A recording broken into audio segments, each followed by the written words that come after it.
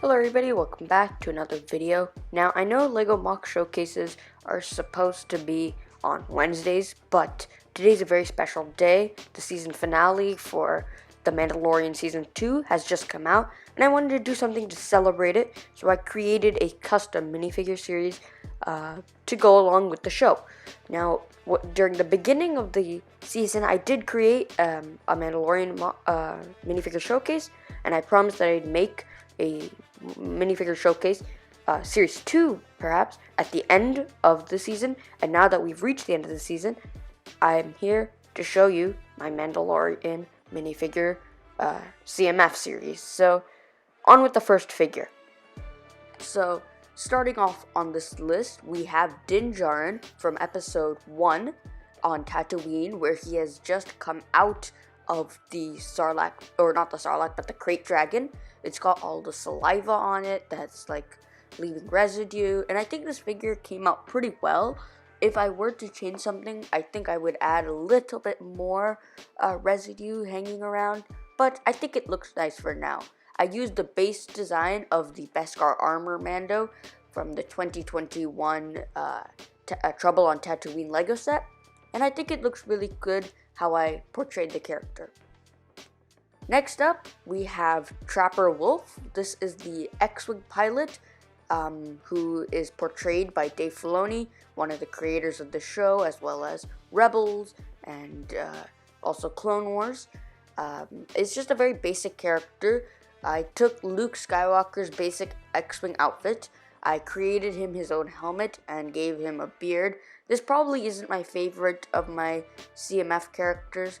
It's just it looks too fake. Next up, we have Carson Teva, who is the other X-Wing pilot with Trapper Wolf. This one is literally the same as the last guy, but with a different helmet and a different color beard. These two figures didn't really come out how I wanted them to, but they still look pretty decent for what I'm trying to portray.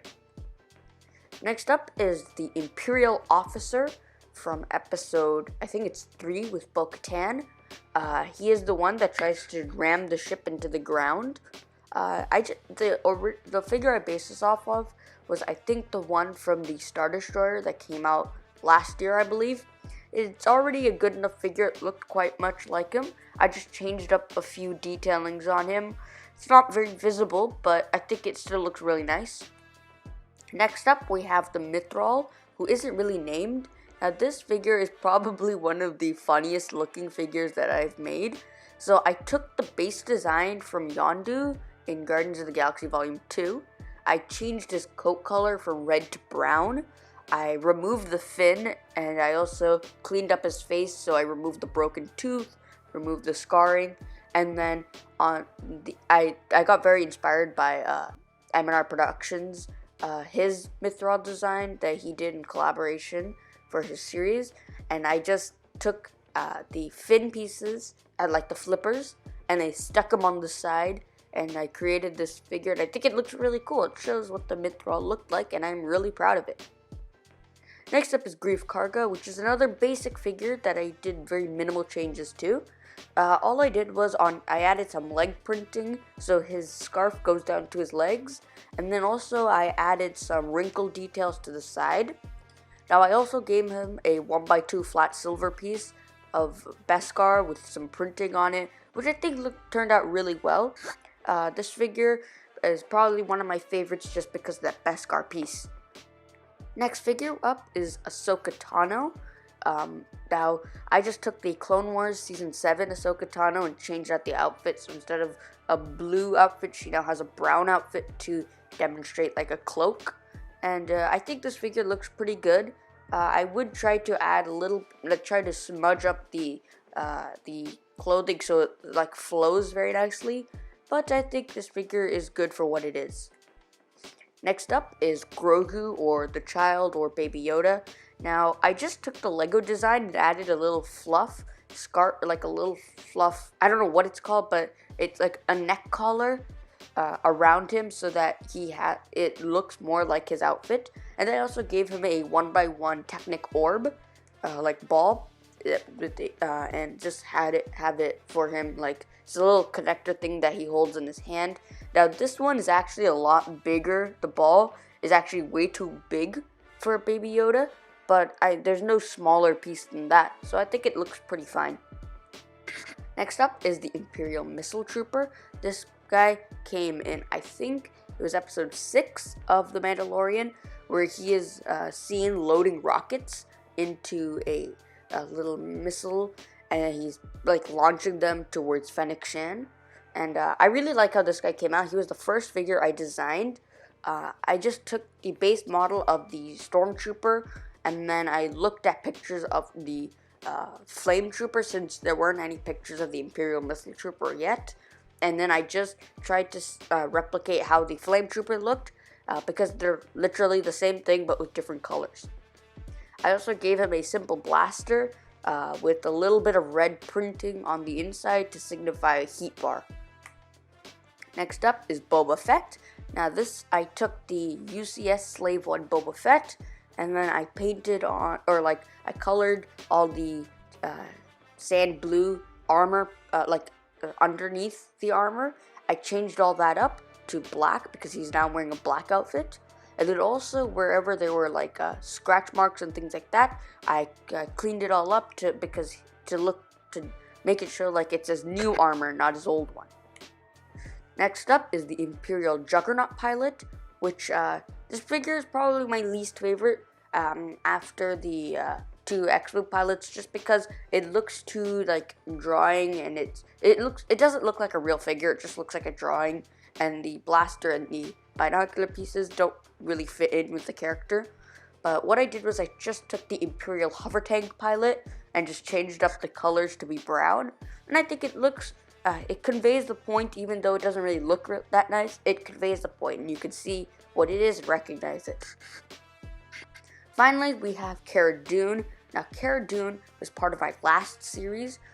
Same with The Mandalorian, but my Mandalorian wasn't Beskar armor, and this one is. This one is the same figure as the last one, but I've switched out all the printing from dark blue to teal because that's what it's supposed to be.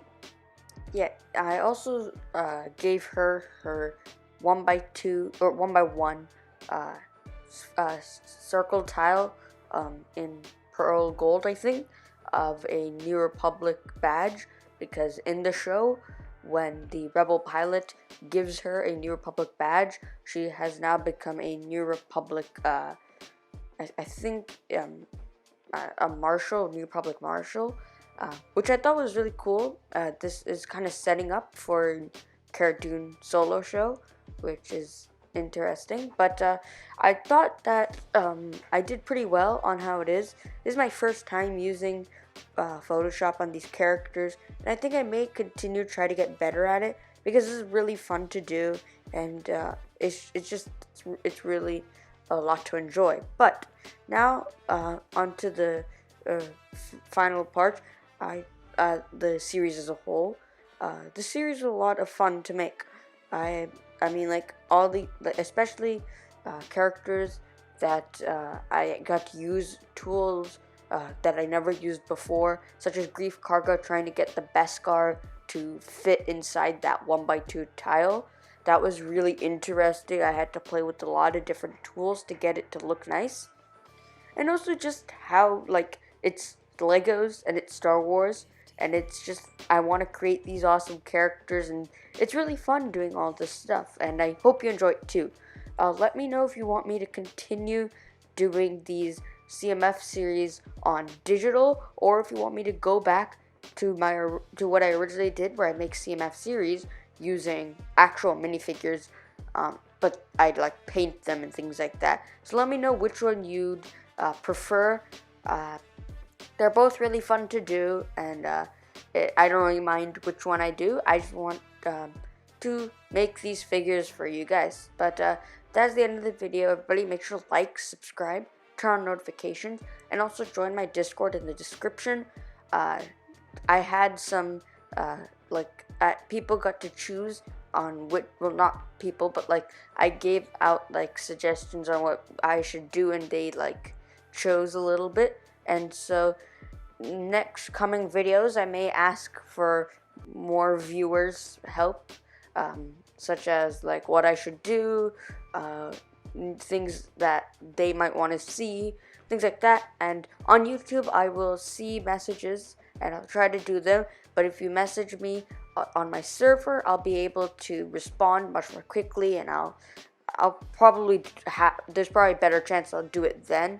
Like, I'll do it by viewing it on Discord than I will viewing it on YouTube. But yeah, I hope you all have a great day, and bye.